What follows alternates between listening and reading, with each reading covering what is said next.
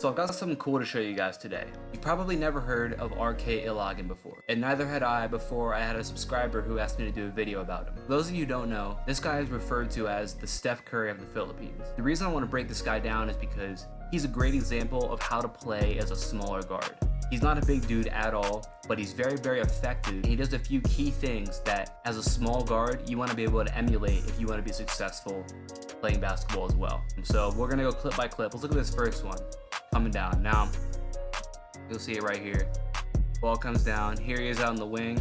Catch, shoot. Now, the first thing you need to understand about being a smaller guard is that you have to be able to knock shots down. A non-negotiable. You got to be able to shoot the ball. You got to be a very, very effective shooter. You got to aim to shoot high 30s to 40% from the three-point line if you want to be an effective smaller guard. And the reason being is because obviously it's going to be harder for you to score inside of the three-point arc if you're smaller, so you want to make sure that you can score from the outside. And RK Ilagen is really, really good at shooting from the outside. And the other thing that goes hand in hand with that is that you got to have a quick release. So RK Ilagen has got a really, really quick release, so he's able to get that shot off very quickly. And the reason that's important, again, as a small guy, is because a lot of times you're going to have bigger guys guarding you. Guys who are longer and have a longer reach. And if you have a slow shot, they're going to be able to alter and block your shot a lot more. So you got to be able to get that shot off quickly. And RK Ilagen has a really, really quick shot, which is why he's so effective. You'll see right here again, he's super, super quick. Really quick dribble move, quick shot. So, as a little guard, he's able to quickly create separation and get his shot off right there with that behind the back. And that's another thing you gotta have if you're a small guard. You gotta have some quick little separation moves that give you a little bit of space so you can get your shot off. Because again, as a smaller player, you can't just rise up whenever you want, a la Kevin Durant, and shoot it over people. You're gonna have to find ways to create space. So having a quick behind the back move like that, or a quick between the legs, or a quick in and out, or a hezzy, something you can use quickly to get a little bit of space so you can get your shot off, is something that you gotta have if you wanna be effective.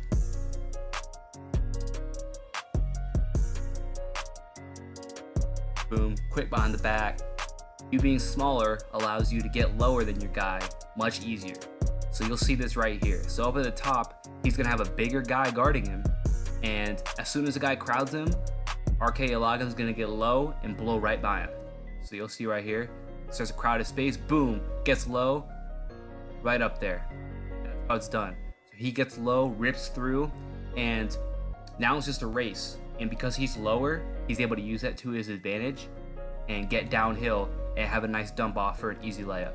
The thing to understand is that being smaller, you have to use quickness to your advantage. And quickness isn't necessarily just about athleticism, although obviously that helps, but it's also about the angles that you take and how well you know the game. So if you know that the low man wins and you're able to get lower than your guy every time, you're gonna look a lot quicker than maybe you really are, because you're gonna be able to beat your guy because you're lower than him. So if you're a small guard, focus on getting lower than your man every time, and I guarantee you're gonna start beating your guy way more often. The farther back that you can shoot from, the farther out your defender's gonna have to play you. Boom. He's gonna get this ball up top from the logo, knocks it down. That's a tough shot to make, but now the next time he comes down the floor, his defender's gonna have to be conscious of the fact that he can shoot from there. And that's gonna make it way easier for RK to be able to drive by him, because his defenders would be guarding him from so far out. There's not gonna be a lot of help near him. All of a sudden, his defender is gonna have to make a choice on what he wants to do. So another thing right here you'll see, RK is gonna get this ball in the corner for a spot up three, and we're gonna watch this defender close out on him, knowing that RK Ilagen's quick and able to get by his defender, but also is able to shoot. It's gonna be a weak closeout with his hand down, giving RK Ilagen a wide open three. So you'll see this right here, into the corner, weak closeout, hand down, bucket. So on the scouting report, they already know what he's capable of doing. They know that he can drive and shoot. So his guy is not sure what he wants to do. Leaving his hand down, that's a bucket. So again, when you can shoot the ball, but also you're able to get low and beat your guy off the dribble, it doesn't matter how big you are or how small you are, you're gonna be able to get buckets on people. They're gonna have to guess and play timid defense, and that's gonna allow you to be very, very effective with the ball in your hands. Here we go again with the quick shot release.